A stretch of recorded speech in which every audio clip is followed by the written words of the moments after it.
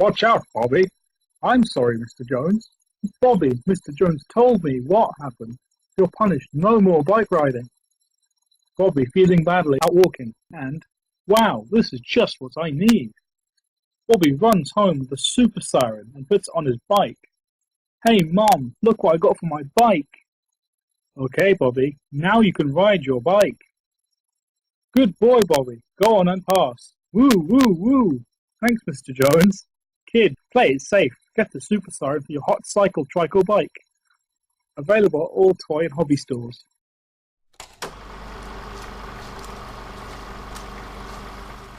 Howdy, gangbangers.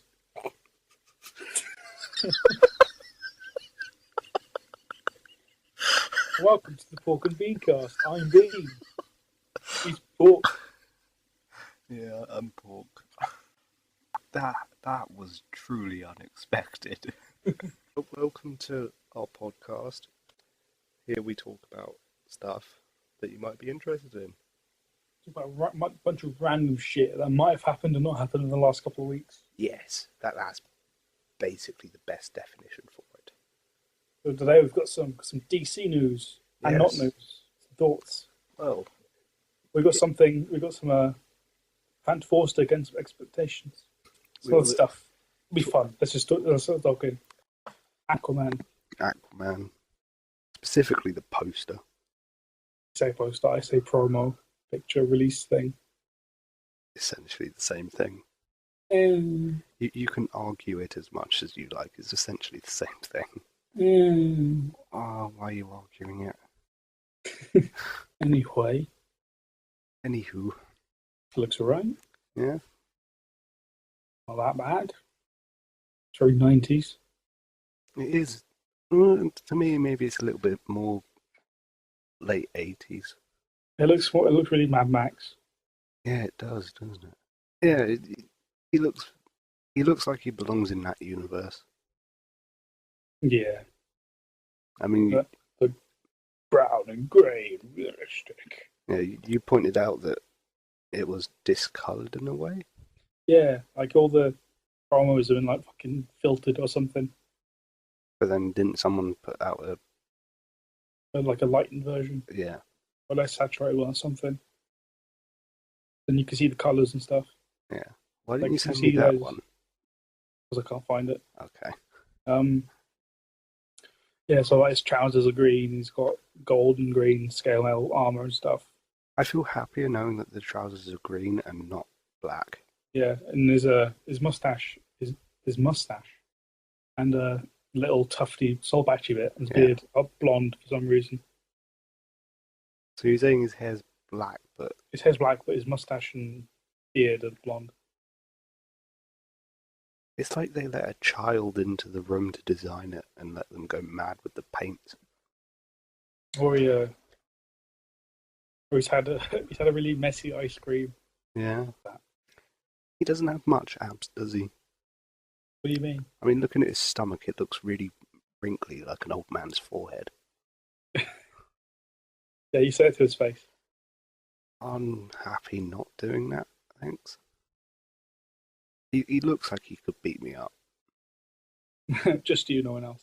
Yeah, just me. But I mean, if he had that quadrant with him, that could do some damage. Yeah, I guess. I think his fist could do a lot of damage. Probably. I mean, I'm liking the gold cufflinks and the one shoulder pad. Yeah, I was going to get the picture for me as well. I'm sort of doing this from memory. So professional. You'll only get this level of professionalism from us. Only us. Just found the cover. There we go.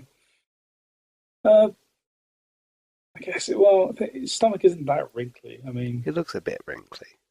I think it's just more, the muscles poking through the skin. Yeah. But it's not like he's like his body fat index percentage, whatever, isn't like small enough. His boobs look like they're about to sag. I don't know. What I don't understand, if it on the one shoulder pad he has, why Do the markings on that kind of match the tattoos? Because Aquaman's got scale mail for a chest. He doesn't have any of that on his chest. I don't know. You'd have to ask him. Okay, we'll go ask Jason Coco Man. I'll call up my good friend Ben Affleck. Oh, can you get us a little talk, a little chat with Jason Momoa? I mean, it is worth a try. I feel like he might be a little busy. He was in Stargate Atlantis. Was he? Yeah. Which one are we talking about? Jason Momoa. He's got such a weird last name. You're racist. It's too many M's. Are you like David Oyelowo? It's like during beginning of his last name, you have a stroke while saying it. Oh, that's what I mean. Well, say it in your head or say it out loud. Jason Momoa. Momoa. Jason Mimosa. I can't say it right then, okay? It's only me that has the little stroke trying to say his last name. Jason Manellium. Jason Coco Man? Jason Milkman. That's enough. Okay. Right. From Aquaman to Batman and Superman, Dawn of Justice. Oh. What do you think? What do I think of what I know? Yeah. How do you think it's going to turn out? I'm really excited for it, but as I've already told you, there is a voice in the back of my head, amongst all the others, that says something's going to go wrong somewhere. Yeah. It may not be a thing that ruins the whole movie, but I feel because I'm sort of looking out for something that's going to go wrong, I'll notice it and it'll bug me. Well, I was preface this with saying that listeners, this is a second take of this because last time we did it, fucking Porky's fucking sound was too low. I up stuff up. Yeah, so we're doing this again. Not in a good way. So we might reference stuff that you haven't heard. Yeah. So if you want us to, we'll upload the other one. Yeah. We won't edit that one though, because fuck you. Yeah. You have to listen to the first hour of bollocks. Yeah, have fun with that 3.5 hours of your life.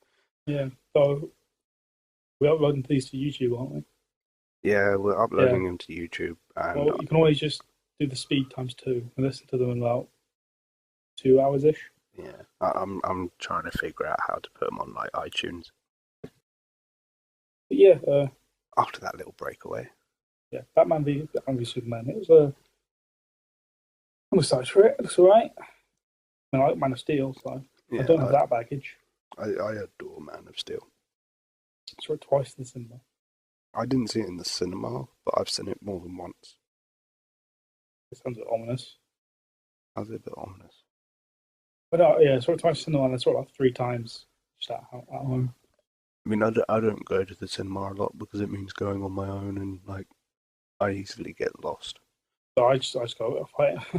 I think when I go to cinema, it's more just to the movie theater. Yeah.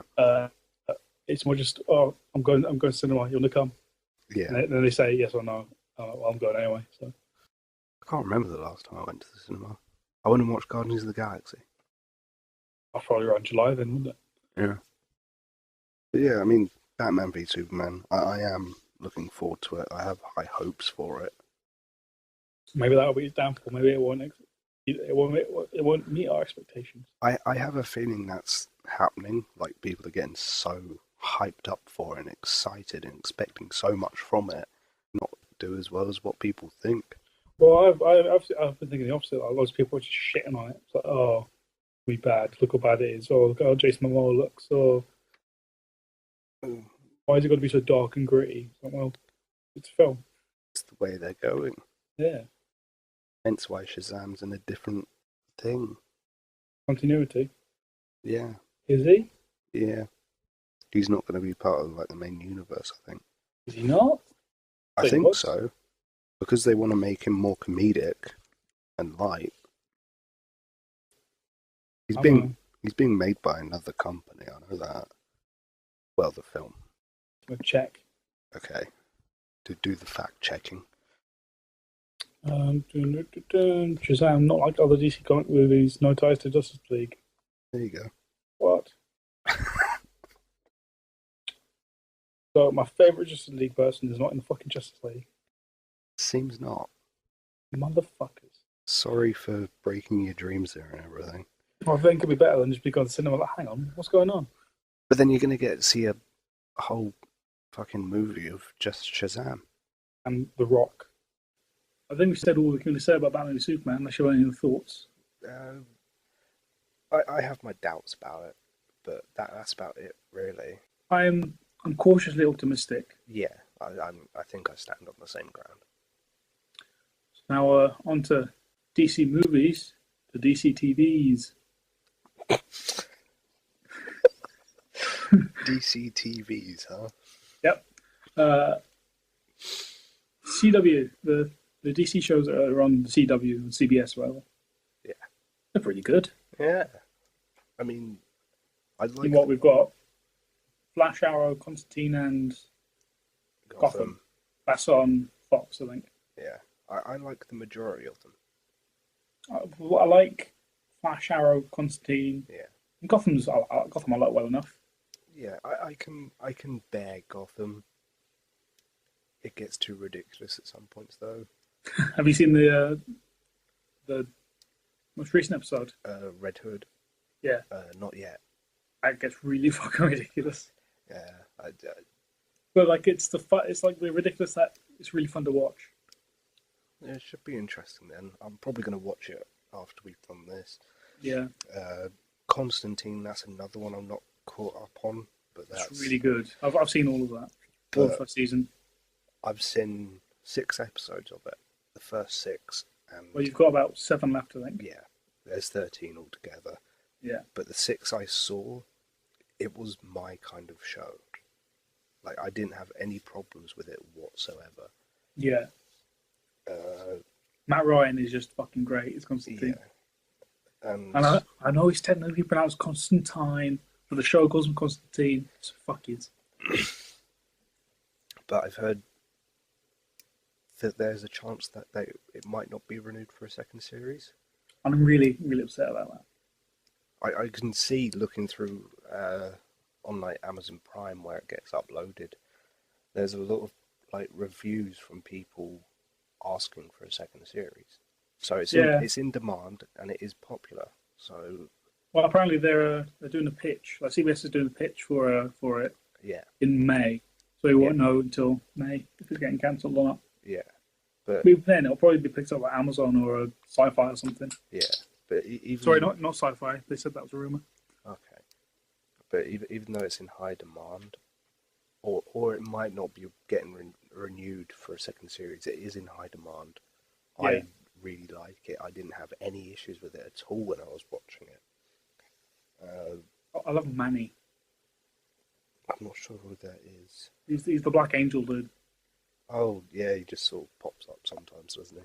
I really like him. He's in the later episodes a lot more. He seems a bit sassy. He gets a lot more involved later on. Yeah. Okay, that's good then. And I think in the penultimate episode, that's like a Manny episode. Yeah. But yeah, I love Constantine. But then there's Flash and Arrow. Flash is my favourite. Those two take it to a new level for me. Well, Arrow might not be as good this season. It's still got 2 good seasons behind it. Yeah, it's quite good this season, but I can see where you're coming from. It lacks what the first 2 had going for it. There's a couple of good episodes in the season, but I don't think it's just up to snuff. Yeah. Hopefully they can bring it back, though. Yeah. Because it is a good show and it can go some very good routes. I mean, the end. Have you seen the most recent episode? No, not yet. Okay. I won't tell you the big fucking twist ending. Yeah. But after this episode, the next episode should be fucking mental. Yeah, because I'm planning on catching up on all of these after we finish this. Yeah. But the one I am caught up on, and is very quickly starting to become my favourite is The Flash. So good. It is amazing. There's not enough words in the universe to describe how good it is. I cunting love this show. That's probably the best you could do. But it's like, for me, the first couple of episodes started off a little slow. No, I was pretty much into it. For me, it started off a little bit slow, but then by the third episode, it just snapped, and it's just brilliant and amazing.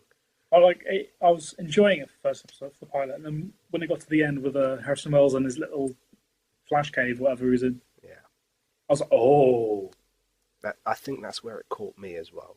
whoa, that's the way I meant.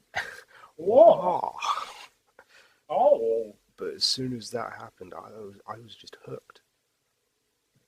so good. It's I'm really annoyed there's another fucking season break. yeah, it's the second one now, isn't it? Yeah, But hopefully, got to wait 16 days for another episode. because you said that they're taking a break to improve Grodd's. CGI, yeah. Yeah, At least I think that's what they're doing. if That's the only reason I think that makes the most sense. yeah, if that is what they're doing, then I can understand why they're on another break. Because Grodd is such a big character.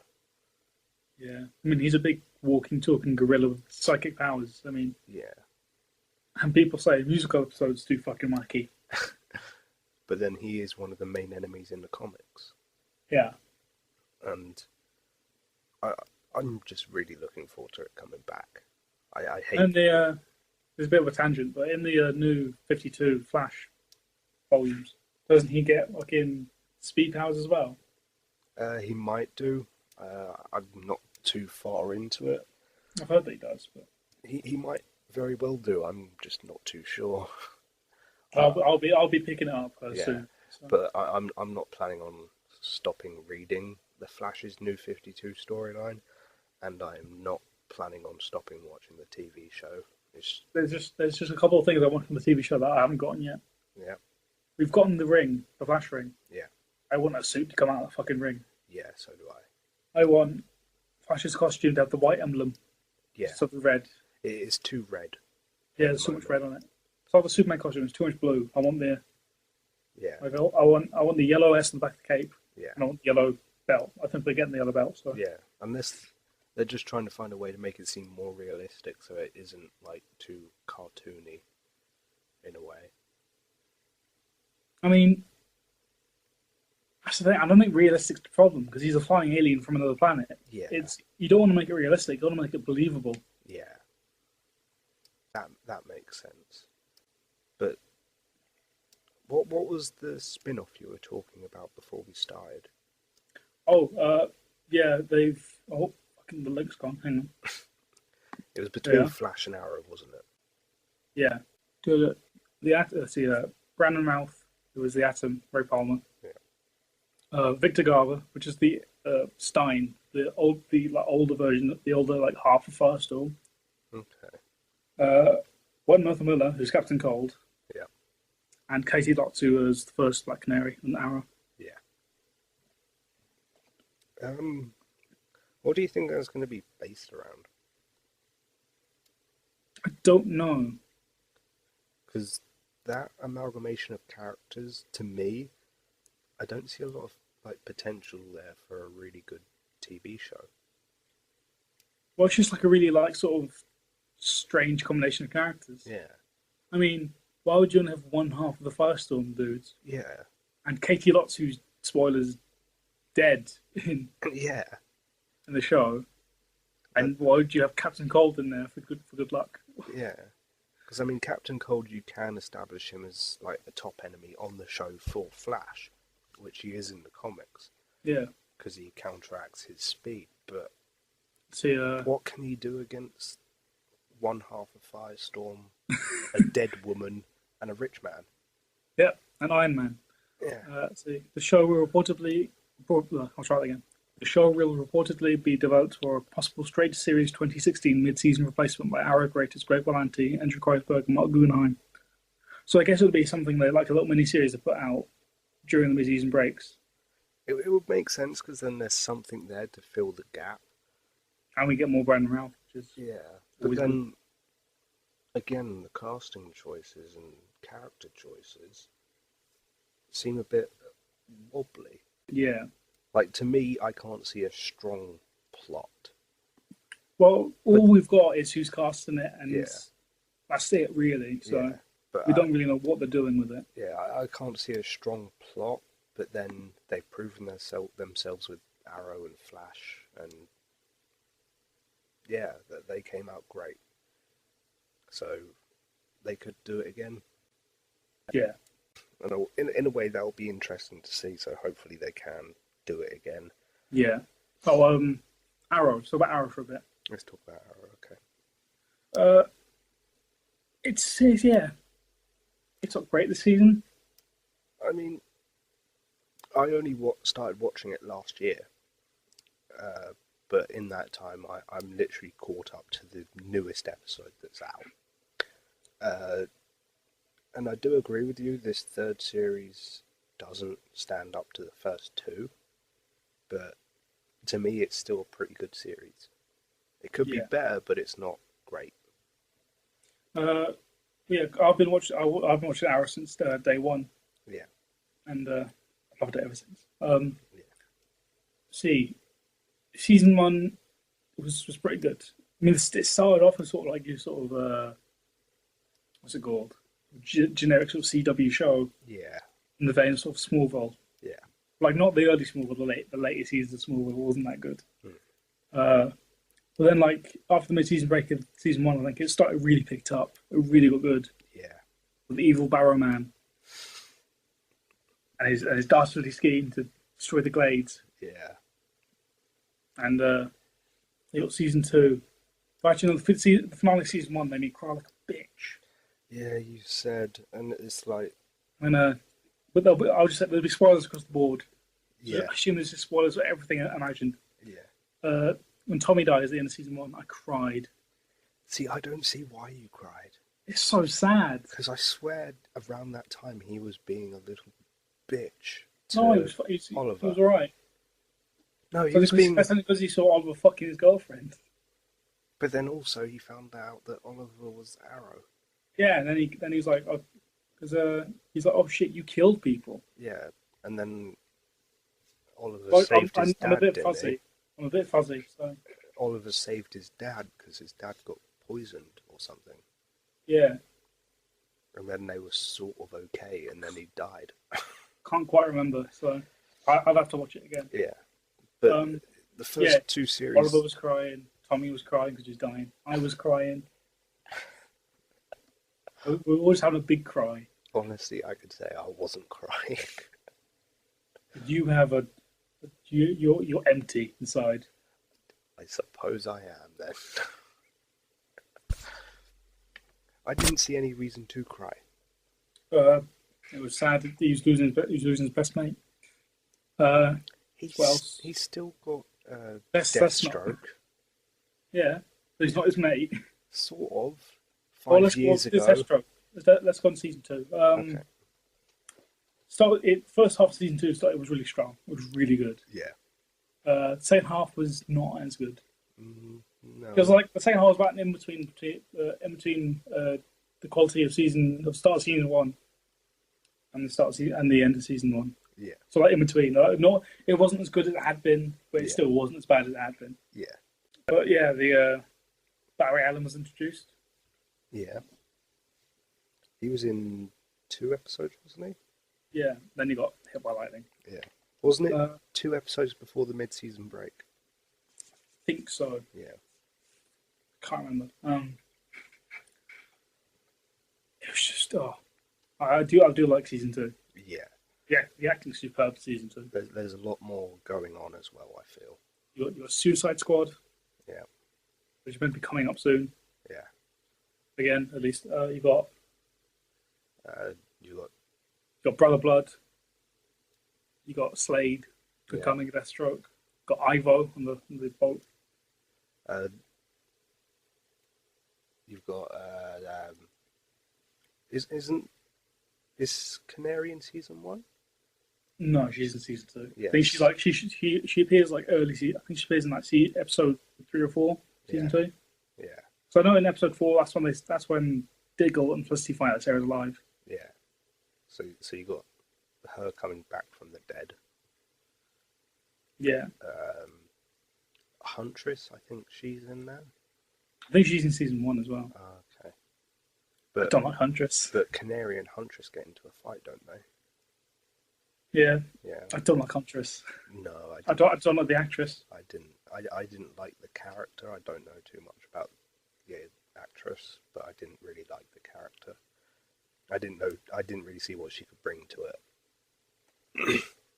But season 2, you've got a lot that goes on, Yeah. and then season 1, that's sort of where they really concentrate on building. Oh, you got different characters. Roy.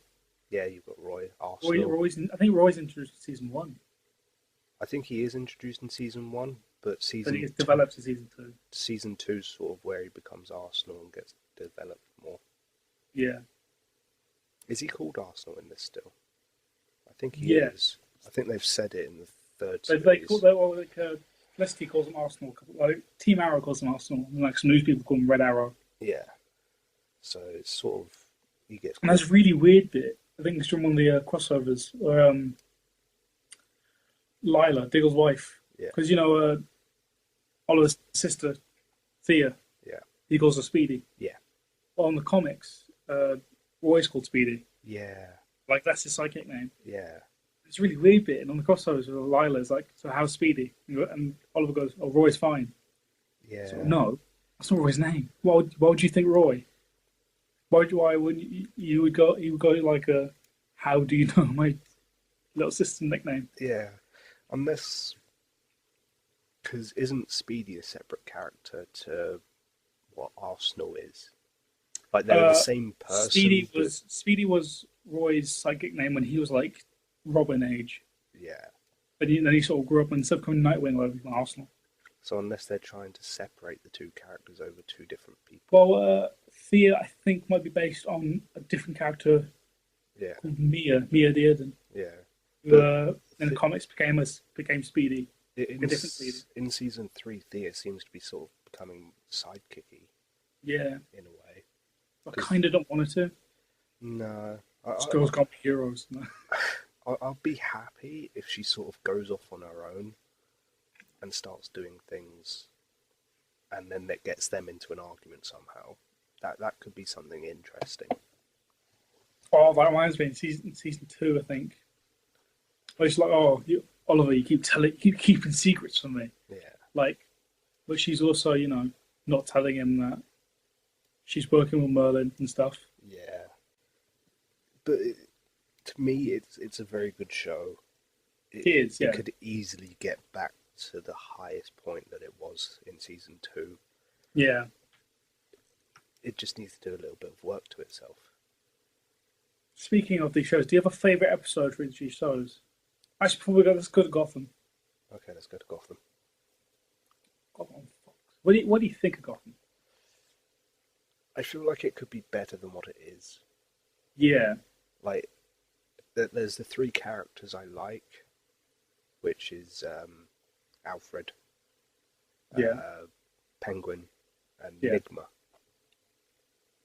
The rest need, because those 3 are just naturally quite good and interesting. The other characters, they need work to make me sort of care about them. I'll just quickly list all the characters that I like, and then we can talk about it. Yeah. I like Bruce. Yeah. I like Alfred. I like Jim. I like Bullock. Yeah. I like Maroney. Yeah. I like Falcone. Yeah. I like Penguin. And I fucking hate Barbara. There we go. Yes. Fucking hate her. I'll just say Maroney. The actor is David Zayas, I think his name is. That's pronounced it. Yep. I might be butchering that, but he played. He was on Dexter. He was one of the main supporting characters. Yeah. So when he came up, I was like, oh my god, it's him. Yeah, I had the same reaction when he popped up. And he's just great in the show. He's really funny. Yeah. Like he takes Penguin up to the cabin. Hmm. In a really weird scene where he takes him up to the cabin. Yeah. They have like a little weekend together. Yeah. It's like I'm deceptively fast for a big guy. Yeah. Like grabs his hand. Ooh. It's like you're waiting for it to get dark and there's candles around. You're waiting for it to get gay. That scene would have made more Not that being sense. gay is bad. Nah, but it would have made more sense if there were candles around and it was nighttime. It feels like that Friends episode where Bruce Willis and Jennifer Aniston go to the cabin to fuck. And Bruce Willis has a little dance in front of the mirror and Ross sees him. Oh, Friends is such a good show. You'll watch that again. That's the one with Friends with Gotham. Yeah. Yeah, I really like Bruce. He's a really good actor. Look at the kids. Yeah, he's a really good actor. I just feel He's such a good actor. I want in 20 years him to play Batman. yeah. I think he'd be really good Batman. I can agree with that. I just feel that the character needs a bit more to do. Yeah, because all he's done is been in his house, like brooding in his house. All he's done is be in his house, fall down a hill, and run after Catwoman. That's all. You're I not can a very think. nice person. That's all I can think of that he's done. Well, it's like, well, all he does is brood in the same room of his house. Yeah. He went to school once, beat the shit out of that kid. Yeah. That was really good. You almost killed me. Yeah, not him. Because I mean, I can think about that next time. I can understand him sort of fixating on finding out who killed his parents and everything like that. Yeah. But they need more for him to do. I want a Bruce and Alfred episode. A what episode? A Bruce and Alfred episode. Yeah. Just mainly centered on them. They need that because then you can see it, they can build on the bond between the two. Yeah. And give both a lot more to do because wherever Bruce is, obviously Alfred is.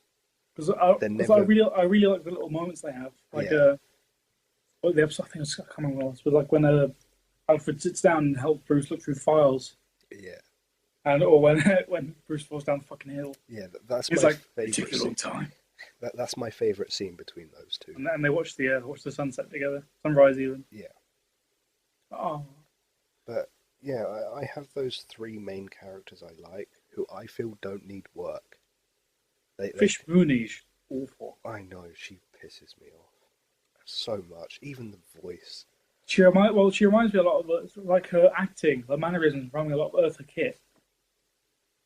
She was like the black woman who played Catwoman in the '60s show. Okay. She's like very reminiscent of her. It's really weird. Yeah. I mean, almost every character annoys me, apart from those three, and a couple of others I'm okay with. Oh, what about Jim? Do you like Jim? Jim's okay. Jim. That face he keeps pulling annoys me. What face? That like smirk he does. Oh, like it was like, well, I know from faces. Like, what the fuck is this guy talking about? Yeah. That face. That sort of face. I think we're talking about the same face, but that annoys me so much. It's like, oh, go away. I know. I just don't like his decisions. I like the actor and stuff. It's just yeah. I mean, there are those three characters I said that I have no problem with. There are a few more that I can bear and don't. I can live with if they don't change anything about them. What about Ivy? What about Ivy? Well, we've seen her maybe 2 or 3 times. I think about like 3 or 4, maybe. She was in the pilot. A handful. She was in the pilot. Bruce and Selena are on the run. Better there. In the last. She was in the last episode, and then she was in the most recent episode 4 times. Yeah, so she's only in there a handful of times. But she, nothing against the actress. She's just not very good. No, that's a character they need to build on or get rid of. And I'm not sure if it's because of the scripting and directing, or it's because the actual actress is not very good. Yeah.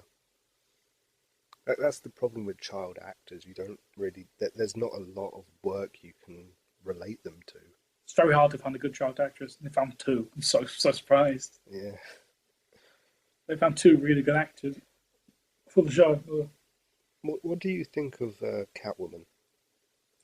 I like when she's as in the character. I like when she's with Bruce.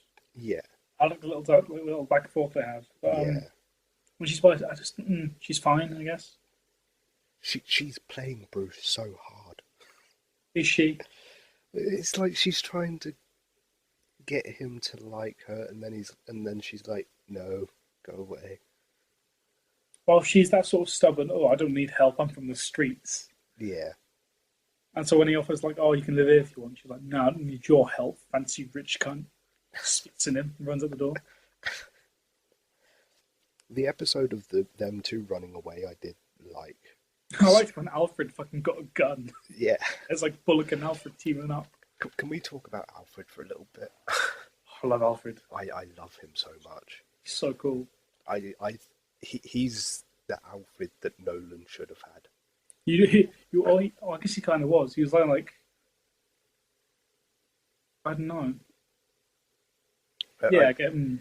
Yeah, I think he should have been the Alfred in Nolan's movies, and then that would have made it so much better. He was the Alfred. Well, in those films, Sean Pertwee was the Alfred we deserved, not the Alfred we needed right now. Yeah, he's an Alfred I could see pimp slapping a grown Batman. Well, yeah, you can see like whipping him in shape. Get yourself together. Have you played Arkham Origins? No. There's a whole I like might have. there's like a weird Breaking Bad reference in it. What number game is that in the series? 3. No, I haven't played it. Oh, there's like a Breaking Bad reference where like it's like before the big final boss fight even. Yeah. Batman's going back to the Batchat to leave. And Alfred's like, I will not good conscience let you leave. You will need rest and food, and you might die tonight. I cannot let you die. I've buried enough members of the Wayne family. I wouldn't bury another. And Batman, there's a whole like, I'm not. Batman does the whole, I'm not in danger. I am the danger. He has a whole speech and stuff. It's quite good. It's quite a cool moment.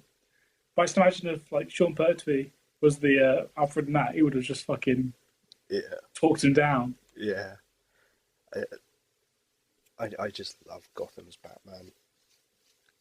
Batman's not in it. Huh? But Batman's not in Gotham.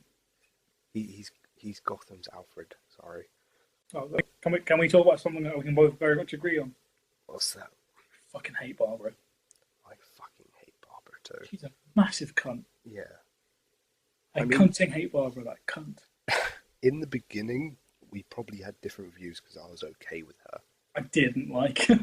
But now, after what she's sort of done to Jim and how she's behaving, I'm totally on your side. I can't stand her. I lost her when she kept going, "Oh, Jim, you've got to tell me your secrets." Yeah. I don't know why she's the Beatles. I'm the Beatles. I'm the Beatles.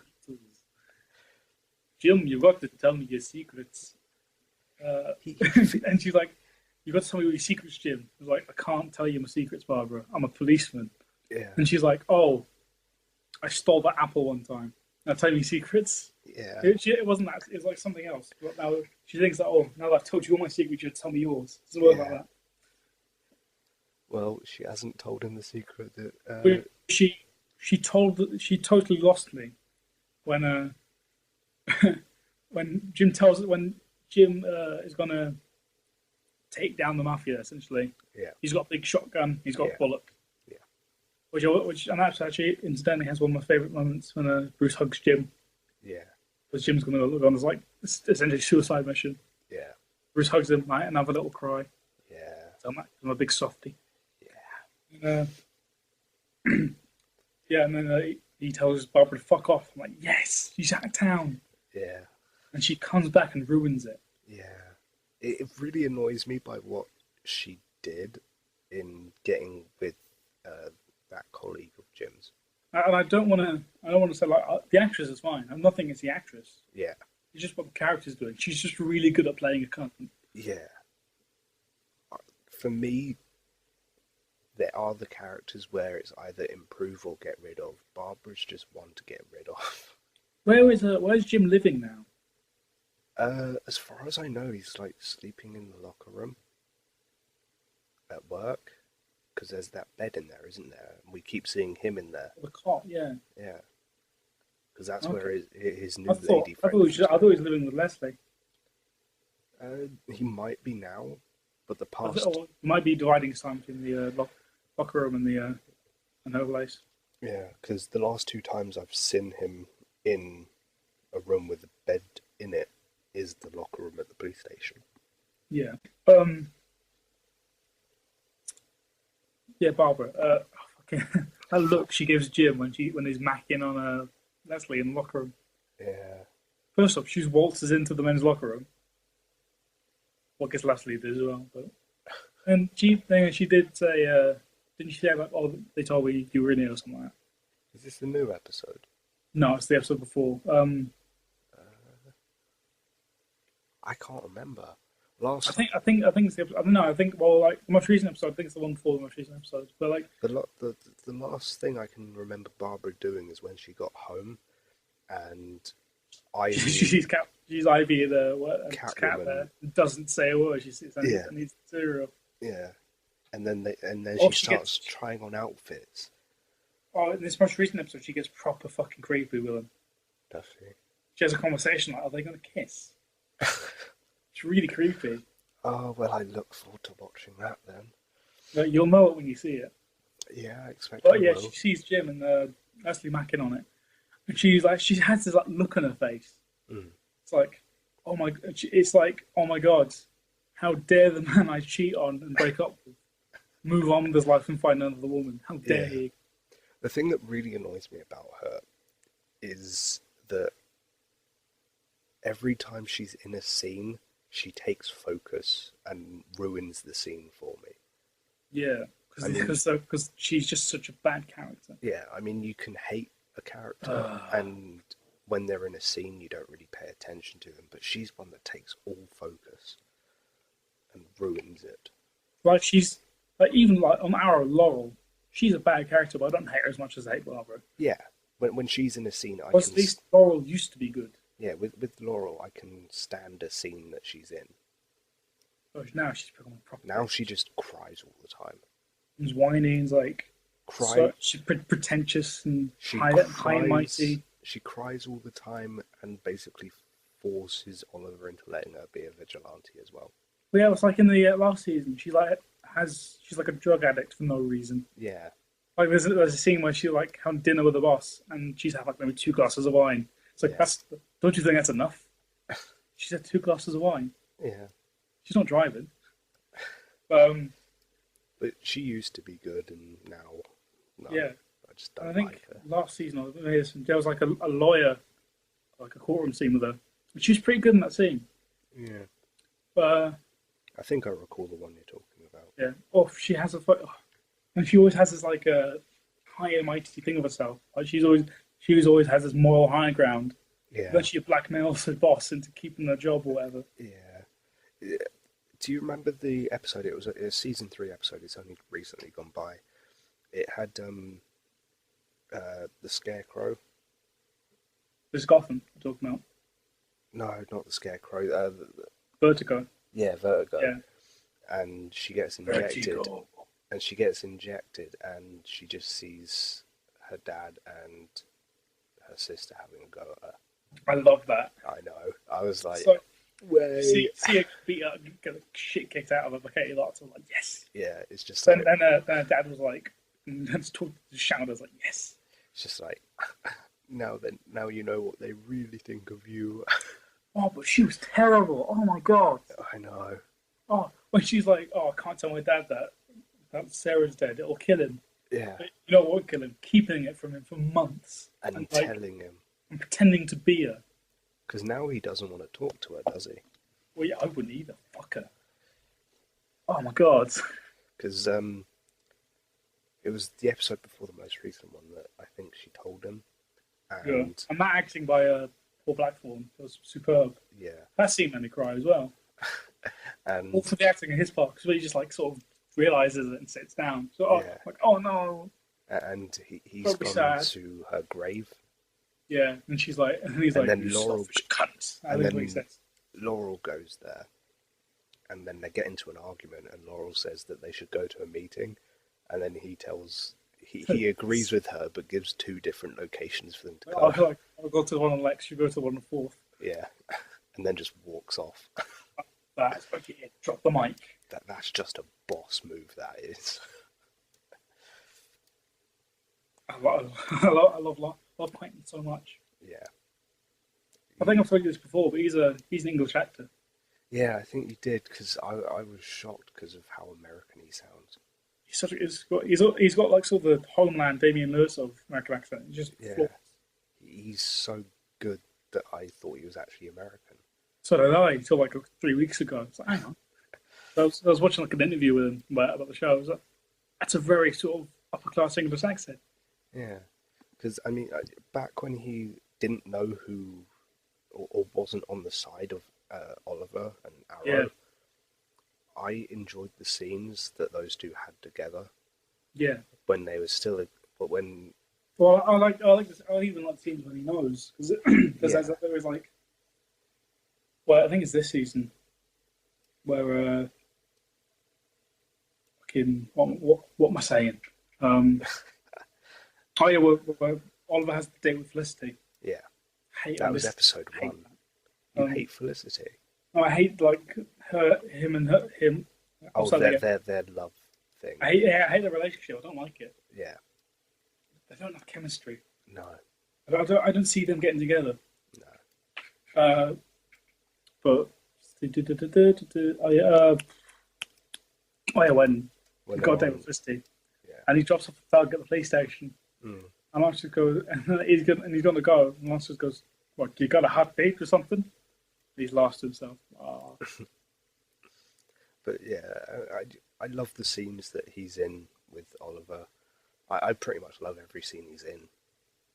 Yeah, I just enjoy his character, even though he spends most of the time in an office now. yeah, that's a shame. Yeah, And he got the weird haircut. yeah. I was like, "What did you do? I don't like change," Did you get cancer? but I'm okay with it now. Yeah, I've gotten used to it. Yeah, Well, at least I was used to it until they had the flashback with him when he had hair.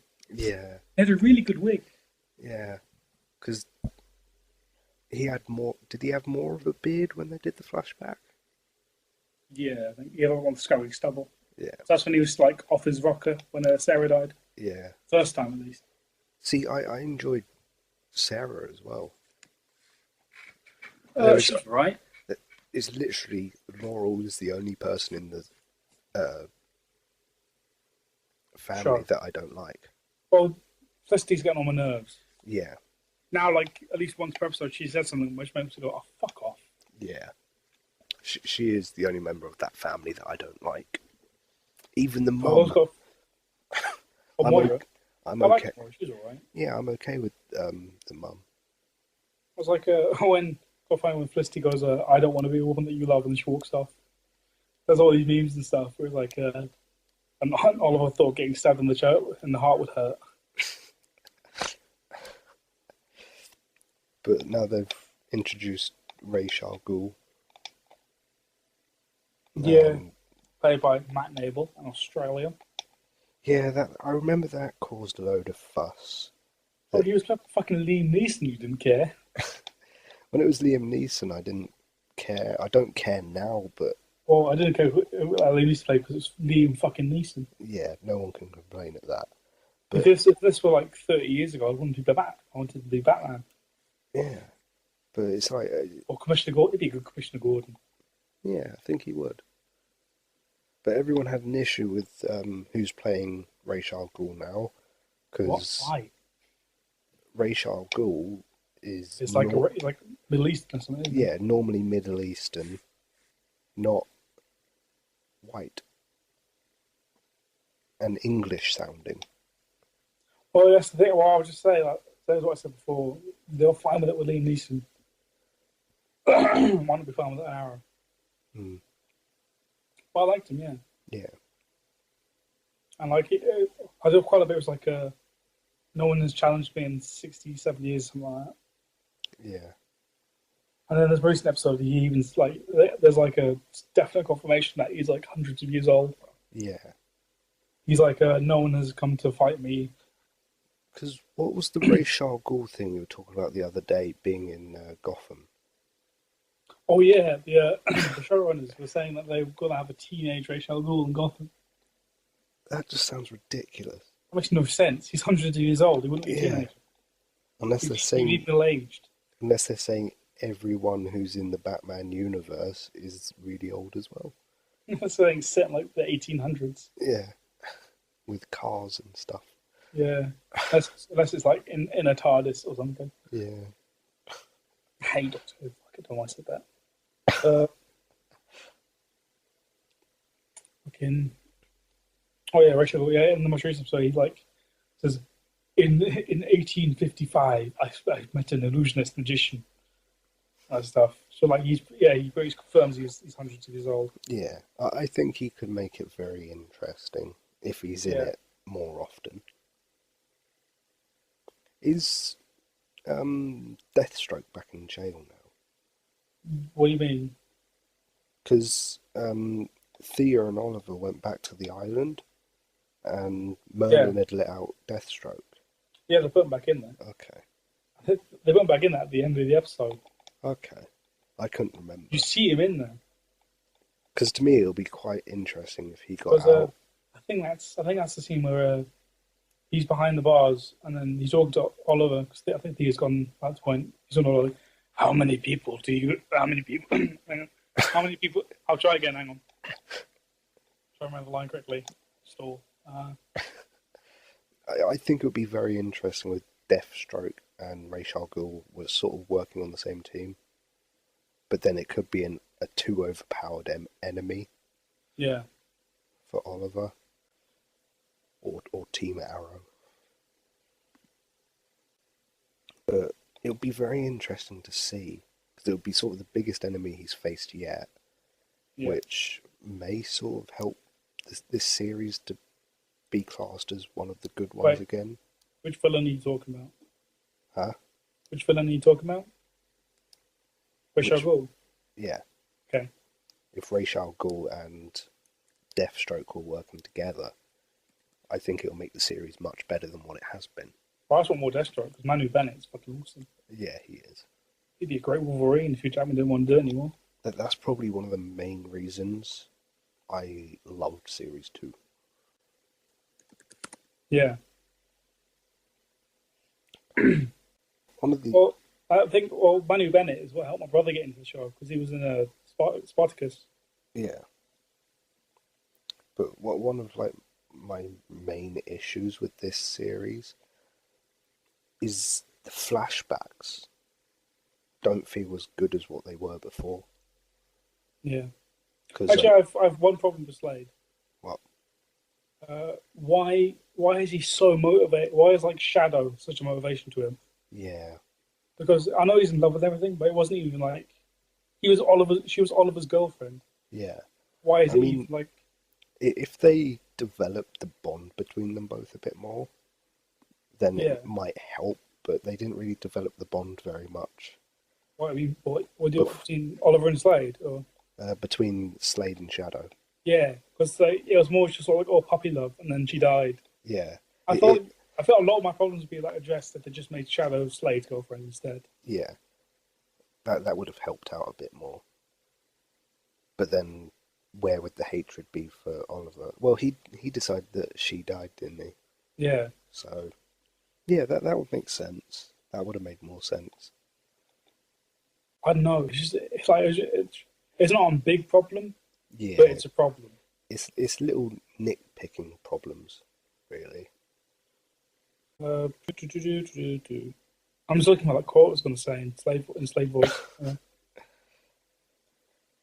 Because it's a really good quote. Isn't it something to do with Thea? Yeah. It's something like, how many people does Olive Queen have to lose? Something like that. Or didn't he say that... No, that must have been at the beginning of the episode where he was talking about Oliver having one big secret left.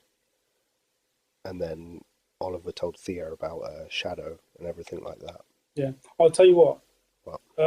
One thing about Laura I did quite like is how mature she... how sensibly she took the news that he had killed Sarah. Yeah. That was probably one of the better things that her character's done. Because she was like, well, it wasn't your fault. You didn't have control of your faculties. It's fine. Yeah. But okay. That's one of the better things the character has done. but there aren't many. No. Brother Blood was a bit of nothing really, wasn't it? What was Brother Blood's angle again? He was under the tutelage of Slade. Okay. He was like helping Slade with his big plan, Yeah. but like he didn't realize that people would die or something. It was really weird. I don't remember Brother Blood, to be Like honest with you. he knew Slade's plan, but he didn't know Slade's plan. I guess I don't know. Yeah, I don't remember Brother Blood. I'd have to rewatch it to remember. He was the guy that was running for mayor against Moira. Oh, okay, him. Because didn't he think it was going to be like an even split between them? But then Slade took it all for himself. Oh yeah, how many people did Oliver Queen lose before there was no more Oliver Queen? Yeah, I think he said that. that sounds about right. That's a very strong thing Yeah, to end. Slade did say it, yeah. Yeah, that's a very strong thing to end an episode on. But anyway, shall we move on? We can move on if you wish. We've talked about Arrow for a while. Yeah. So, Fantastic Stick.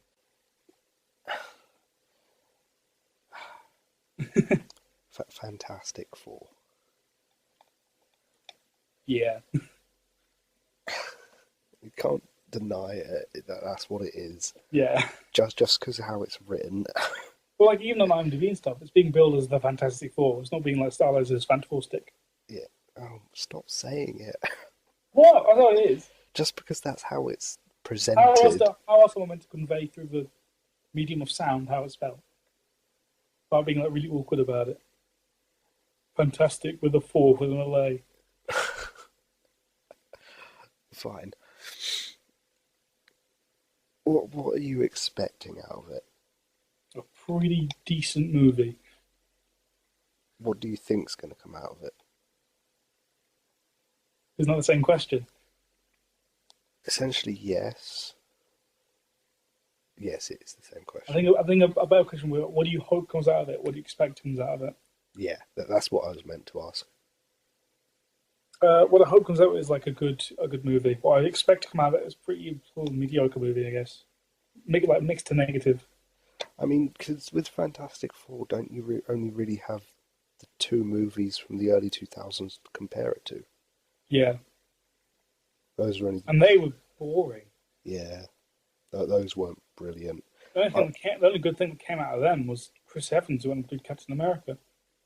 I quite like the guy who played Reed Richards. Well, Iwan Griffith. Yeah, I've been watching the new TV show that he's in. Oh, Forever. Yeah. I need to get. I think I'll start watching that. Is it any good? Yeah, it's actually quite good. It might start off a little slow, but Is this the Ease Race Al Ghul?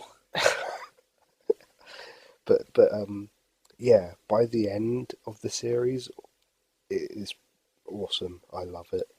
Okay, I'll get into that then, since Constantine's gone. But yeah, those are the only two real people I liked out of the first two movies, and those are the only two movies you've got to compare the new one to. Yeah, but like, I know the trailer kind of got me like excited for the film. Yeah, it did with me as well. To get the negative zone, like, because I'll try that again. It's so many thoughts in my head. My mouth can't keep up. My mouth can't keep up. Didn't. Negative Zone?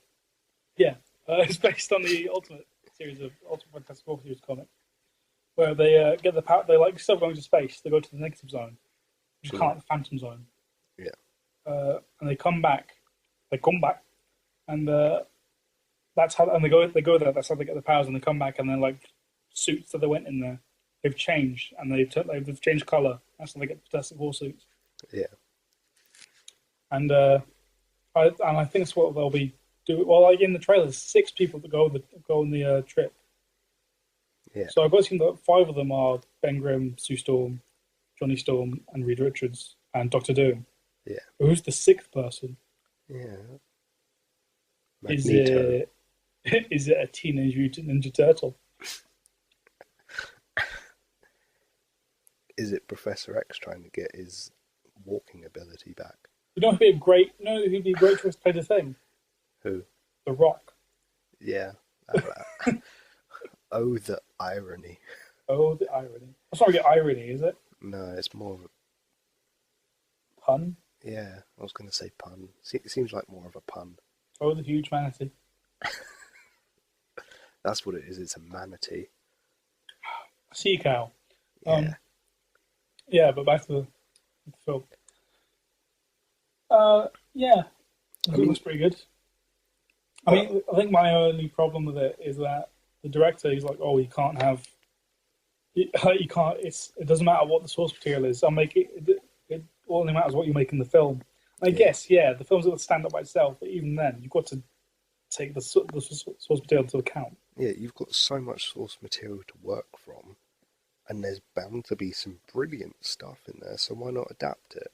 Well, it's like, Especially like the Days of Future Past did for X-Men.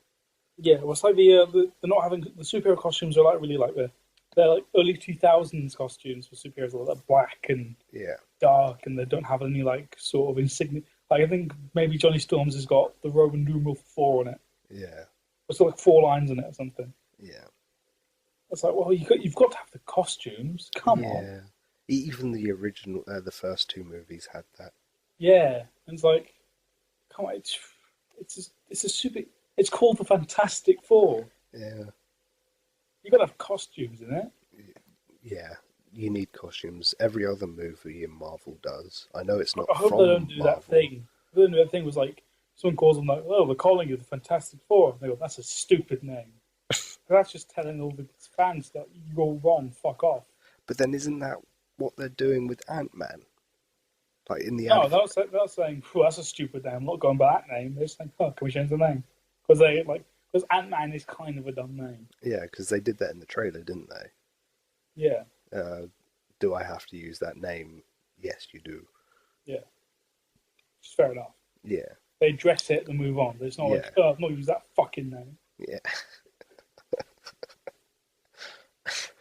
Speaking of which, Reed Richards. Fuck's sake. Listeners, there's going to be some strong language. Well, there's been strong language, but still. Any children here? Any fans of Reed Richards want to cover your ears and scream. Reed Richards is a massive dickhead. He's such a bellend. I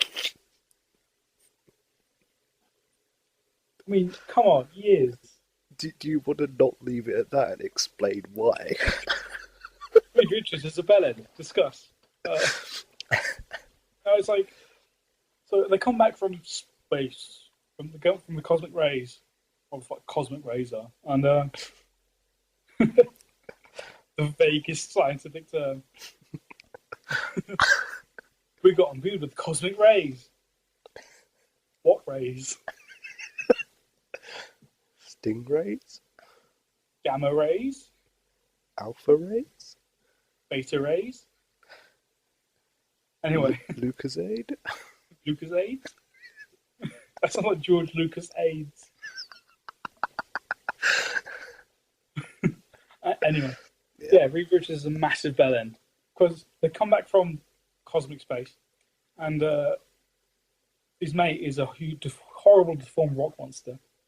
And they're naming themselves, basically. Not the first issue of Fantastic Four, they're naming themselves. And Johnny Storm goes, I'll be the Human Torch, because I can turn into fire, man. And I can turn into a fireman. yeah, he can't he? Yeah, literally. And Sue Storm goes, I'll be the Invisible Girl, because I can turn invisible, and I'm a girl. And when she first sees Ben Grimm as the Thing, she's like, oh, what a horrible thing. Very sensitive. And he's like, I'll be the Thing. Because fuck it. And Reed Richards is like, I'll be Mr. Fantastic. What a dick. Who calls themselves Mr. Fantastic? Well, there's one. If they don't call him that in the film, I'll be so happy. Actually, I'll be happy, but I won't. I'll be happy because he won't be calling himself Mr. Fantastic. Imagine you and a mate, you had to call Mr. Fantastic. Imagine. Oh my god. It'd be so awkward all the time. Like, what do you think, Mr. Fantastic? You can only say it sarcastically. Yeah. So I'm glad. So they don't use the names. I'll be glad because they won't have to call them Mr. Fantastic. But also won't be glad because then they won't be using their superhero names. I can understand why this annoys you. I just don't understand why it annoys you so much. It's just, oh man. Like he's got a big ego, okay? No, it's like even rubs it in his mate's face. It becomes a horrible rock thing. It's like, I know you're deformed mutant mess, but look, these cosmic rays gave me fucking abs and shit. And stretch powers, I'll be Mr. Fantastic. Because look at me, mate, I'm fan-fucking-tastic. I honestly don't know what to say to you right now. So, I'm going to move on a little to the new backstory they've given to Doctor Doom. Oh yeah, he's like a blogger thing. Yeah. He's like Victor Domashev or something. Yeah, he's an introvert. Like even in the Oswald comics, I don't think he was a king, a Latvian king. Yeah. He was something else. And when he gets hit by the negative rays, I guess, I don't know the fuck they got on there. He gets like metallic skin and goat legs for some reason. What? I'll send you a picture of Ultimate Doctor Doom. Okay. But yeah, See how fucked he looks. In this movie it was revealed like maybe a couple of months ago that he's an introvert blogger or hacker. I can't remember which one it is, which is very different from what people are used to. But I'm really interested to see how they do it this time and how they portray his character. Yeah, so well, any story can be good. You just have to make it good. Yeah, I mean it's a change which a lot of like comic book movie fans aren't fond of. They aren't fond of change from the source material. Send them the Send them the picture over okay. Facebook. They're not fond of change from the source material, but I feel this could be a really interesting change. Yeah. Well, what do you think about it? I don't know because all I know of it is that one fucking like little tidbit that he's a blogger hacker bloke. Yeah. But I don't know if that's like accurate enough. Why the fuck does he have goat legs? Exactly, but I'll be putting the link in the description for listeners as well. Yeah. Well, I say I will. He might. Doesn't really matter. One of us will. It'll be there. That's all you need to know. Yeah. What else? What are we talking about? Oh yeah, blogger. Yeah.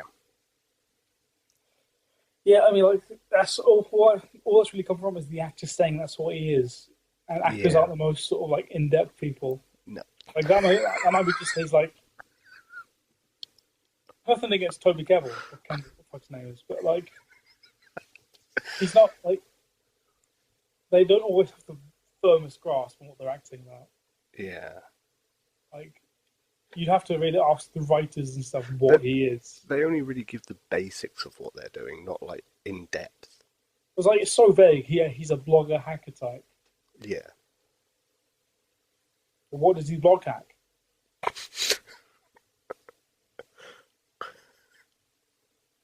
He's like Hugh Jackman and Swordfish. He blogs about Mr. Fantastic. Mr. Fantastic. And Reed Richards is a fan of the blog, which is why he calls himself Mr. Fantastic. Mm-hmm. That'll be an interesting twist to the story. Yep. Twist. What do you think of the cast for the actual Fantastic Four? I like it. Miles Teller, he proved himself to me in Whiplash. That was a great movie. Still have to watch it, but I'm looking forward to seeing it. Yeah, it's really good. Got Michael B. Jordan as a Johnny Storm, Human Torch. Now I know he's black, but doesn't mean he's not good for the part. Yeah, that's what I was going. Oh no, I was going to ask you, what are they doing about that? Because obviously Johnny Storm and Sue Storm. Well, I think it's going to be that Sue Storm's adopted.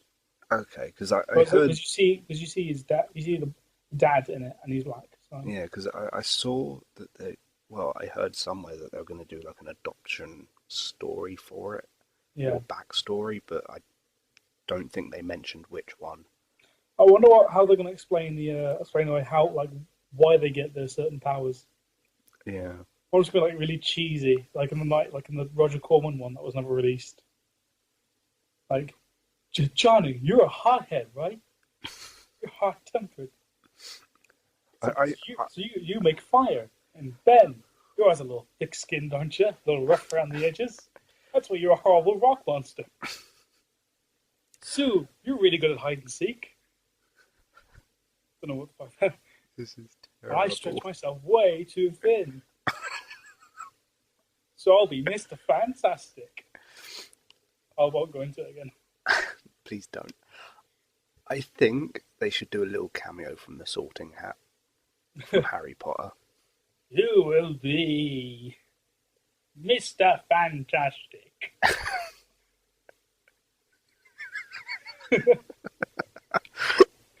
Oh, it's so bad. But yeah, I mean,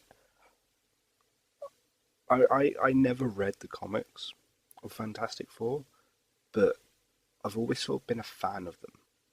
Like, yeah, I've known I've never been like a massive fan, but I've always liked them.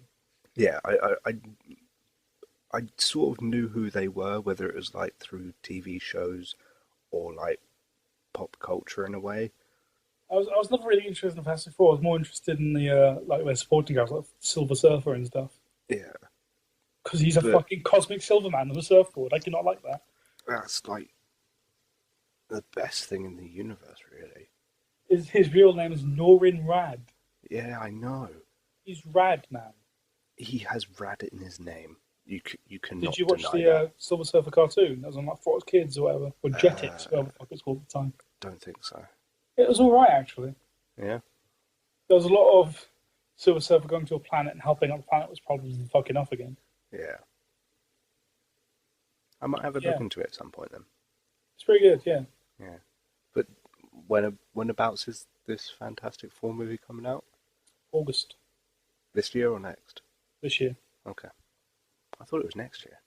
I don't know why. Maybe because last time I heard something about it was last year.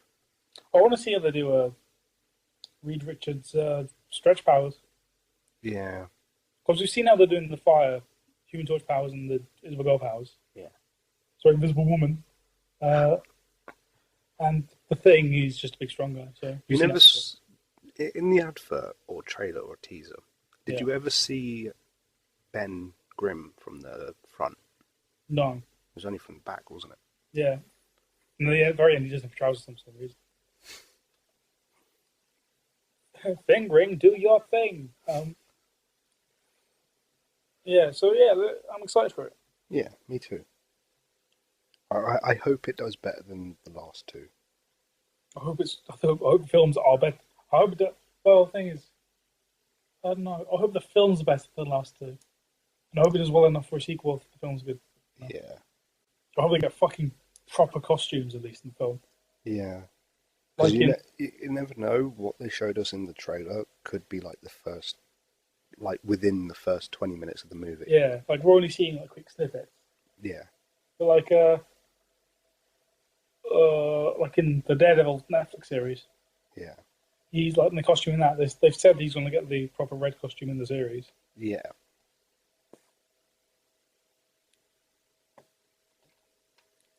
Awkward silence. Awkward silence. Awkward silence. Shall we move on then? Yeah, let's move on. I think I've said all I need to say. So what's next? The agenda. Retrospective. Retrospective. Yes. So what I was thinking was, what is like the worst ending to like a thing that you were seeing, like a film, TV, game, whatever? The worst ending. Excluding Mass Effect 3. Well, I haven't played any of those, so. I know, but it's like some of the people oh Mass Effect 3, but like I haven't. I don't understand. I haven't played any Mass Effect 3, I've heard there's like multiple endings, but it's just a rehash of the same ending. but they're all bad. So. Yeah. But worst thing to come out of a game, movie, or TV show? Do you have one in mind? Because if you do, you go first whilst I think about it. Well, I haven't thought about it as much as I should have for the podcast, but off the top of my head, I'd probably have to say Dexter. That was pretty shit ending. I'd say Dexter, that was shit up to the point of where I stopped watching. But when did you start watching? Around the brother-sister love thing. And where he was really concerned about really concerned about finding his kid at school. So the finale of season 6. Pretty much. Yeah, I watched all of it. Yeah. I don't see how you made it through those things. Season 7's okay. Because they dropped that she's in love with Dexter pretty fucking hard. Shall I spoil it for you? Because yeah, go for it. At the end of season 6, she sees Dexter murdering Travis Marshall. Who's Travis Marshall again? Colin Hanks. Okay, yeah. She sees him murdering Colin Hanks. And then I got up to the point where she went into that house where the guy who's dressed up as a bull chases people around it, and then basically Dexter incinerates that guy. That is... And she's suddenly sort of okay with him murdering people. That's episode 3 of season 7. Okay. Yeah, they dropped that shit really hard. And I think they mentioned it. It's like, fucking hell, Dexter, you're a fucking murderer. And I came and thought I was in love with you, but now apparently I'm not sure I even like you. It just went so weird. It was going so well, and then just the. Was like, I've got a friend who actually liked season 6. Yeah. I'm like, why? It wasn't good. I don't see how anyone could really like it. Well, we're straying now. Yeah. Sorry. I want to keep straying for a bit. Okay. The thing that really annoys me about season 6 is like the villain doesn't make sense. Like it's he finds out like at the end that his mentor was dead the whole time. Yeah. And that he has a split personality disorder. Mm. And so then instead of and then becomes evil. So like he finds out like, oh, now I'm evil Colin Hanks. Yeah. That doesn't work. You're right, because he's either Colin Hanks, like he'd either take on the personality of Edward James Olmos, or he would stay as like good-natured Colin Hanks. He wouldn't just turn to evil Colin Hanks. Yeah. I mean, I was okay with that villain up until that point. Yeah. Like I could bear it, but obviously my favourite, Trinity Killer. Yeah. I think that would be most people's favourite, wouldn't it? Yeah. Well, mine's a toss-up between Brian and Trinity Killer. Yeah. Because I like family as a theme. That's really good for some reason. So it makes things a lot more hard-hitting. Yeah. Like in season 1 where he kills Brian and just sort of goes into the corner and cries. Yeah, I remember. Is that funny?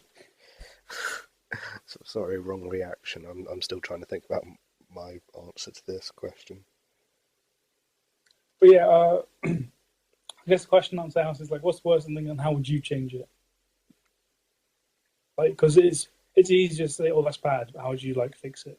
Yeah. How would you fix what I'd your say issue? is, well,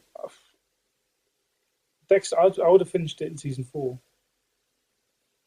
I would have combined the first episode of season 5 and the last episode of season 4, combine them, so make it like a slightly longer episode at the end, Yeah. and like the episode would play out pretty much the same as those Yeah. two, save for like some plot threads that wouldn't be relevant anymore because the show was ending. Yeah. But like, I would end the show on the note that Dexter realizes he's human after all. It just takes the death of someone he like loved greatly, Yeah. like truly loved, to realize it, I guess. So it's like a really somber ending, but it's better than him being a lumberjack and Deborah becoming a fucking vegetable. How did Deborah become a vegetable? Oh, that's right. What season 8? Season 8. The villain of the last Wow. the villain of season 8 is Oliver Saxon, and he is a serial killer. Funny enough. Yeah. And he shoots Deborah like in the penultimate episode or something. Yeah. And she gets some life support, and she goes brain dead. Oh. So she's a vegetable. And then Dexter kills her. Yeah. Like he picks her up, takes her off life support, drops her in the ocean, and he drives into a tornado. Yeah. Harrison and Hannah McKay are in. Hannah McKay is his new girlfriend or whatever. Yeah. They're in South America somewhere. Yeah. It might be Venezuela. They're in South America, and Dexter faked his death by driving into the tornado. Yeah. And now he's a lumberjack. I heard about it being a shit ending, but that's something else. I'd recommend watching season 8 just to see how bad it is, because you can't really understand unless you watch it. I might just do that just to see what it's like. Yeah, Because that sounds ridiculous, just listening to it. yeah. And Dexter finds this woman who came up with the code, Yeah. and it's really weird. Yeah. And, she's the mum of the villain. It's just straight and bad. Ugh. It does. And it's terrible. alluded to that Harry Morgan didn't kill himself because Dexter was a mental. Yeah. He killed himself because she told him. No, she convinced him to. Okay. Because Harry was apparently gonna give up and turn him in or something. It's just weird how quickly a TV show can sort of go downhill. Well, it's 1-4 was great. Season Yeah. 3 was not as good, but it's still pretty good. Yeah. Season 5 was okay, I guess. It just feels like the show going beyond its ending. Yeah. I don't feel comfortable with Dexter's wife dying than him immediately getting another girlfriend. Yeah. I feel about as comfortable as fucking Aster and Cody did when they found out. But then that was such a good move on their part, having the Trinity Killer killing his wife. No, I'm not saying it's a bad thing to kill the wife. I'm saying it's a bad thing that soon as the wife died that he got a girlfriend. I'm just saying that it was such a good move because it made it so much more sort of personal to him. Oh, when I first saw that, I couldn't stop crying because I watched that episode and immediately went on to the premiere of season 5. Yeah. That's all about the fallout of that. Yeah. I could not stop crying at the episode. That was probably one of my most favourite moments in television in recent years. So sad. I find it brilliant, but I understand the sad part. Yeah, a bit where he just murders that dude in the bathroom though. Yeah. He follows that dude into the bathroom. He's like, my wife died. I've had a bad week. My wife died. Yeah. And the guy's like, I'm sorry for your loss and everything, but your dead wife can suck my dick. And then he fucking lays into him. The grappling neck goes and he screams because I'm proud of you, son. That's the most human thing I've ever seen you do. Not get married and have a son. No, murder a man in the bathroom. But I guess it's because he acted out on all emotion or something. Yeah, he acted in sort of an understandable way. He was talking about by emotion, not the lack of it, I guess. Yeah. But I know that premise of what he doesn't have emotions, but he does because he understands humor. Yeah, He makes jokes, yeah. even when he's like in his head, in the monologue, he makes jokes. Doesn't know the difference between right and wrong. Like, well, I guess him. Well, I guess why not? No, he doesn't make jokes. He understands humor because there's some bits where like, he makes jokes, but he doesn't realize he's making a joke. Yeah, Or he's watching a sad film of Rita. yeah. He's like, maybe if I don't blink for a while, my eyes will tear off. And then there's like times where he makes a joke in the office and everyone laughs and he's sort of looking around, why are you laughing? Yeah, I remember seeing things sort of like that. yeah, but yeah, I like the show. It's good. Yeah. And yeah, so I would have ended it at the end of at the start of season 5, where you sort of realize that because like even episode 1 of season 5 as it is still a pretty good ending for the show. Yeah. Because like he has a little monologue at the end where he sort of like, realizes he's human after all, Yeah. and that he really did love Rita and stuff. Because recently people have been asking for a movie of it. Do you think that episode would have been a good place to stop and then continue into in a movie or not? Well, the point I'm talking about, how I would have ended it, I would have made that episode a longer, like an hour and a half long, or whatever. Yeah. So it would have been like a feature length TV episode. Yeah. But go from that into a movie, I'm not sure. Yeah. Even saying it, I sort of started to question myself. Maybe if he didn't kill Brian in season 1, Yeah. then he could have used like that as the film. Mm. Because well, in the books, the books are mental. See, that's one book series I do want to read. Yeah, I was like, I'll tell you just really shit stuff about the books. Yeah. It's like after season 1, like even in season 1, there's some differences. Like, well, in the book one, even there's some differences. Like, Dokes, Yeah. he gets kidnapped by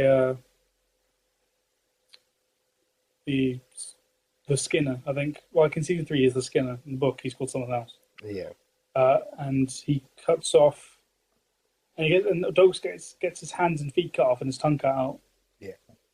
So he's a flid. Yeah. And Laguerta dies because Brian kills Laguerta. Yeah. But Brian doesn't die in book 1. He lives out this book series. And becomes like a mainstay of like the Morgan family. Okay.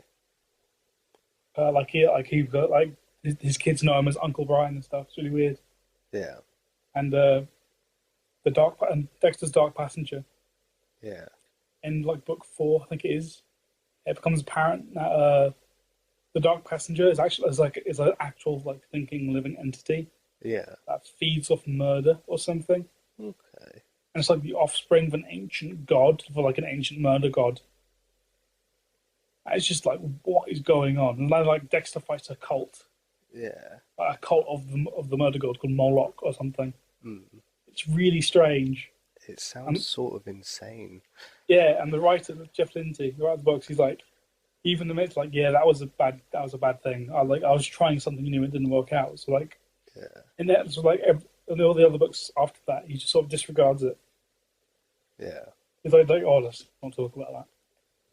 And the final book in the series, I think the final book is coming out this July, I think. Okay. Yeah, and there's some other differences like Aster and Cody, or Aster at least. No, he teaches Aster and Cody to become killers. Yeah. Because Rita's death gives them dark passengers. Yeah, I heard something about that. And like Aster kills somebody. Yeah. And it's all a bit strange. But yeah, I would have preferred to have like even if the show like stayed on this course and went to 8 seasons, I would have preferred to have more Aster and Cody in there. Okay. Because I like the little family man dynamic that this Dexter had. Yeah. And even when I didn't like the kids, I was glad they were there. Yeah, I enjoyed like his time with that family, but once he was on his own with his kid, that's when I started to not enjoy it. I guess my problem is I wanted Dexter to be happy, and Dexter wasn't allowed to be happy. Yeah. But yeah, I'll watch like Series 8 just to see how stupid it gets. What's Series 7 and 8? Series 7 is actually pretty good. Okay. Well, I'll Because keep then what. that's a whole new dynamic between Deborah and Dexter. Because Deborah knows that he's a serial killer now. Yeah, I'll watch it from where I'm up to. I'll just Yeah, finish it all off, just so then I can say I've watched all of it. yeah. Because like Dexter finished around the same time Breaking Bad finished. Yeah, I was like, oh no. Oh. So then I watched Breaking Bad on the weekend. Like that was so much better than the ending of the Dexter. yeah. To me, that I wasn't paying attention to the ending. I don't know why. I think I was doing something else for Breaking Bad, but I still feel like it was a brilliant ending, especially just because they had Walter die. Yeah, fucking. He goes out shooting Nazis to death. Because doesn't he have like a Gatling gun that pops out the boot of his Yeah, he car? fucking goes out. He goes out killing like 12 Nazis. Yeah, that's insane. I'm gonna have to rewatch it, even if it's just for that one episode. But yeah, my worst ending that I can think of, because I've been thinking about it the whole time you've been speaking, which is why I haven't said very much.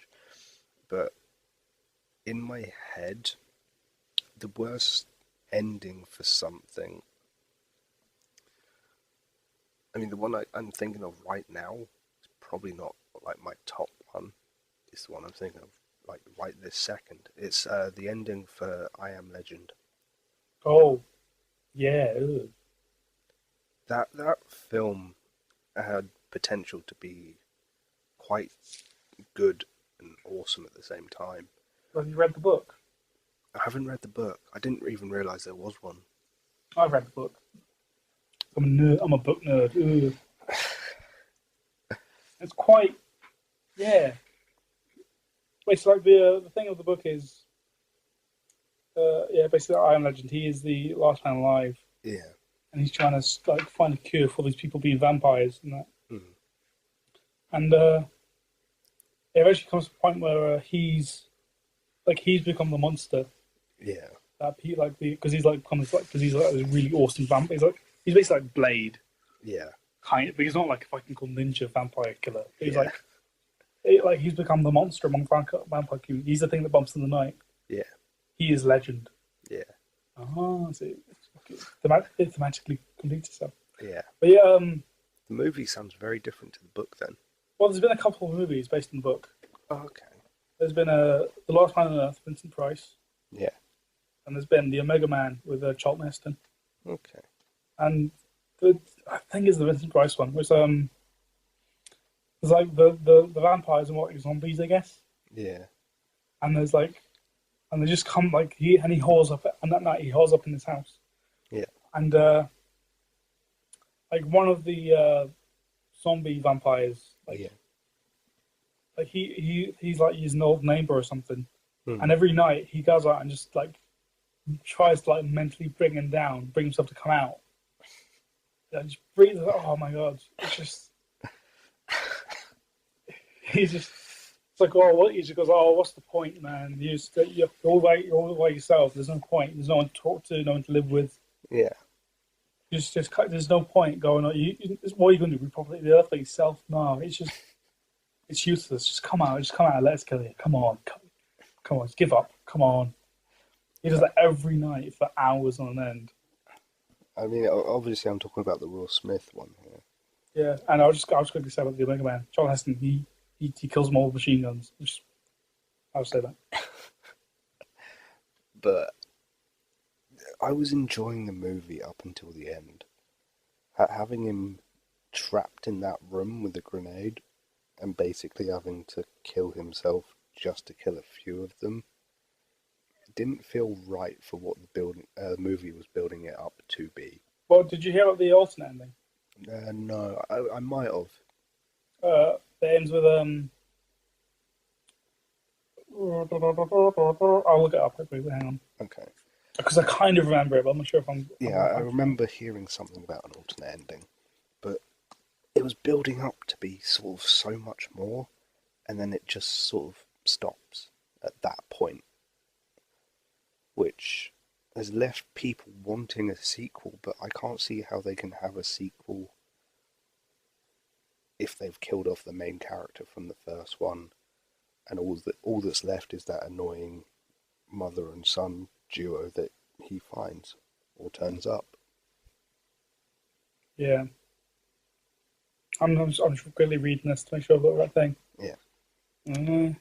I wouldn't be against a sequel if the plot was good enough and they could explain their way around what happened in the first one to require a second one. Yeah. Because well, apparently, what does that make the sequel? Did you say? Huh? What? I was reading this. I wasn't listening here. People want a sequel, but I mean, I wouldn't be against a sequel if they could explain their way around requiring a sequel after the events of the first one. Because obviously in the first one, I think it's the son who has the cure. Or neither of them have the cure, I can't remember. Okay, yeah, this is the alternate ending, which sort of like brings the themes of the book where you're like, oh, I'm the monster here. Yeah. It's like in the book, they're like the next step in human evolution. Yeah.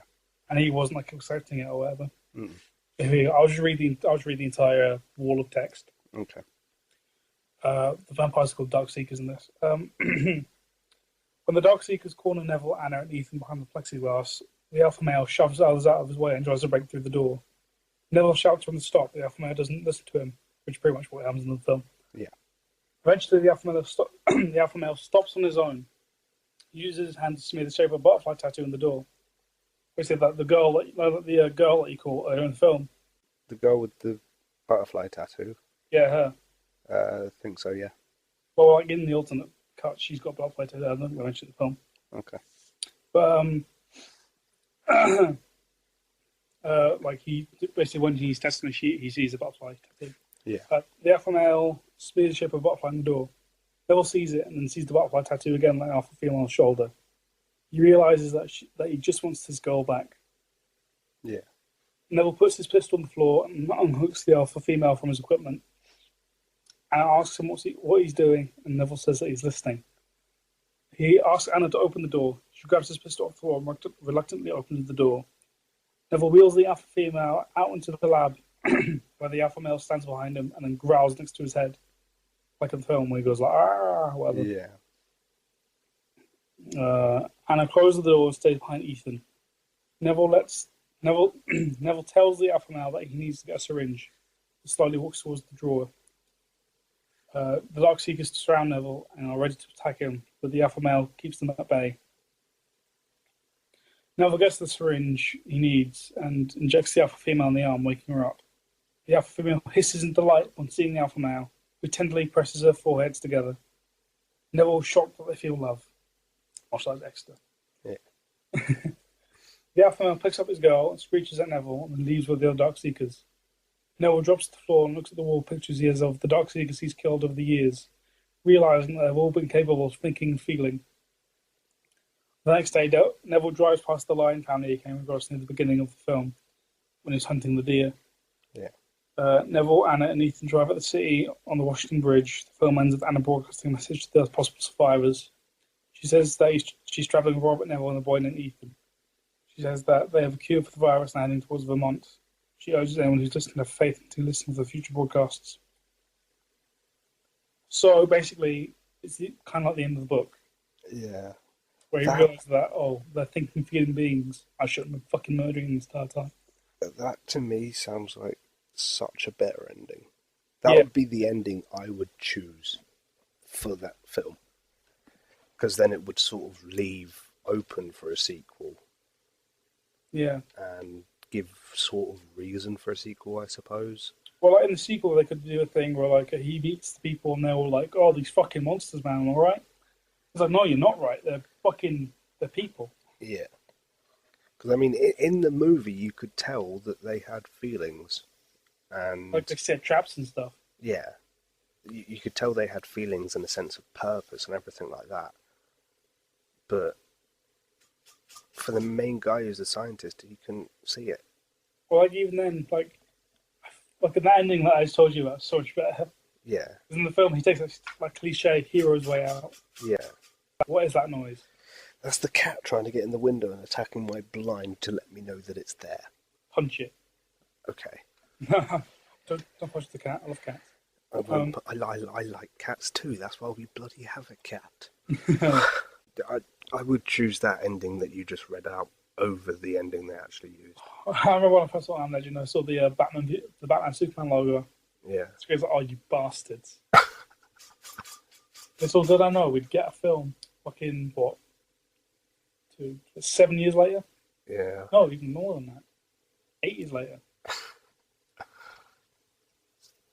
But yeah, I would have chosen the ending you read out. Yeah. That cat is so annoying.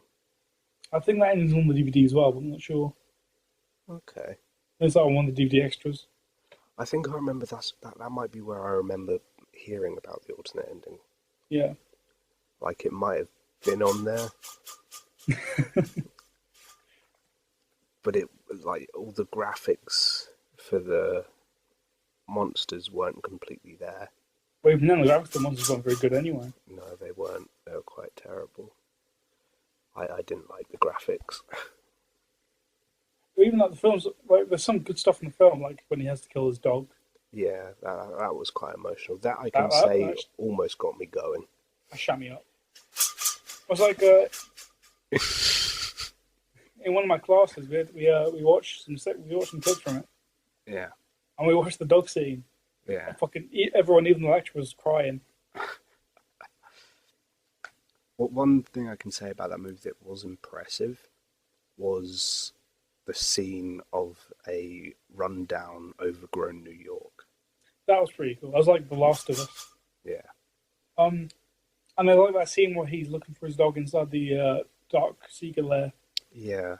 That's pretty fucking tense. Yeah, I remember watching it, but the screen wasn't very good, so it was quite dark, so I couldn't see a lot. But from what I could hear from the film, it was quite intense. I felt intense, even though I watched a bootleg copy. So yeah, I could tell it was intense, even though I couldn't see a lot. You paid for the whole seat, but you'll only need the edge.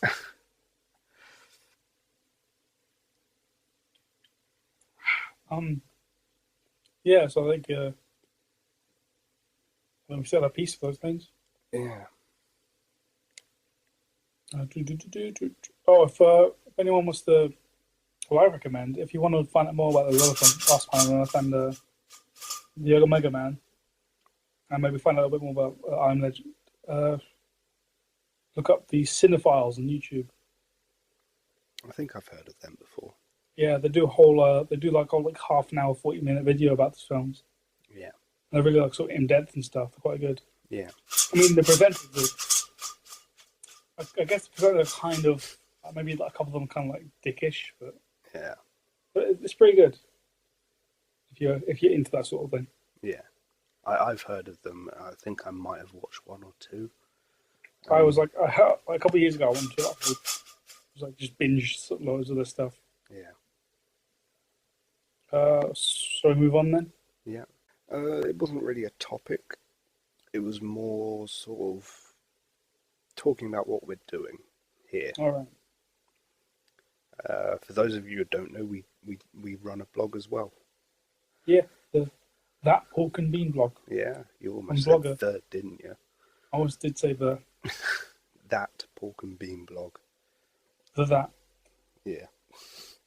Or on Blogger. There's quite a lot on there now, isn't there? 20 posts? Yeah, about that. Yeah, we do 3 posts each a week, taking it in alternative days.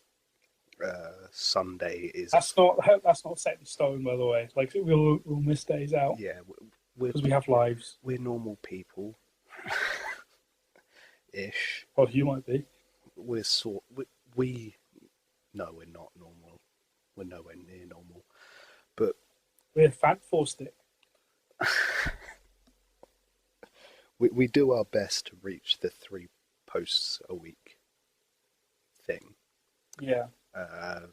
But like he said, there's going to be days where we miss it. But we try and rectify it. The link is thatporkandbean.blogspot.com. Yes. Not .com, .co.uk.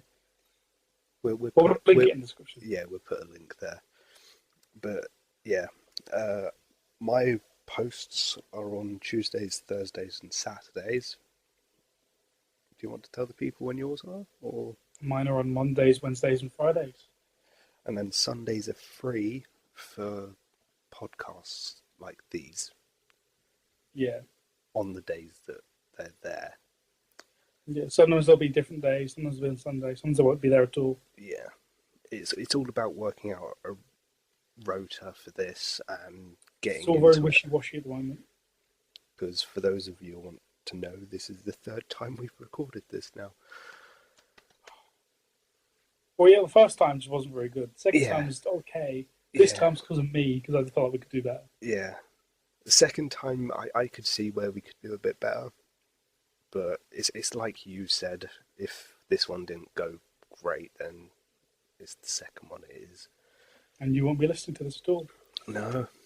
I will take this opportunity to say, the person that's been liking every single one of our posts, you know who you are. Make yourself known on the comments or whatever. Yeah. On either this or our blogs or whatever. Just let us know what's going on, guy or girl. Please, or dog. very much.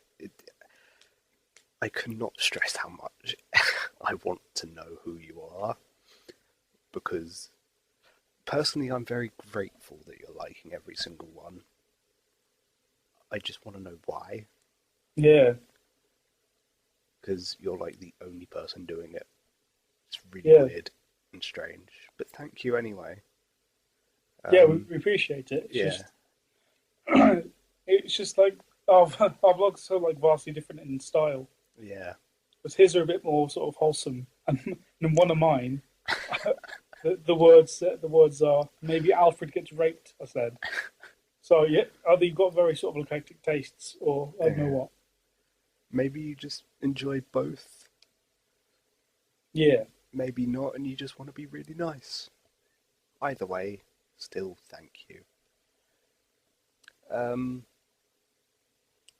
Yeah, this podcast is currently once a month, isn't it? Once or twice a month, depending on how our schedules work out. Yeah, and if we don't need to do 3 times in a row to get them right. Yeah. And then if there's enough demand, we might try and fit something else in there. Or even if there's not enough demand, because this is a exclusive for us to talk. So. Yeah.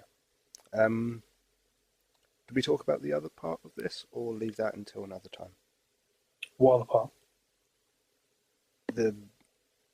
No, never mind. No, leave that for another Let's just time. see how this goes first. Yeah. Okay. Well, let's cut that out. Screw you. You're not going to find out about this. No. Yeah. That's all we had to talk about, really, isn't it? Yeah. Please ask us questions so we can talk about them in the next. Yes. Next issue. Next episode. Either works. Next installment. Yes. Questions would be helpful. You can email us at porkandbeanblog@outlook.com. Yes. Or you can contact us with the comments or comments of our blog. Yeah. So I'm B. I'm Pork. We'll see you later. I'll not see you. We'll talk at you later. We'll say things at your face. Or ears. I prefer the face. Anyway, bye. Bye.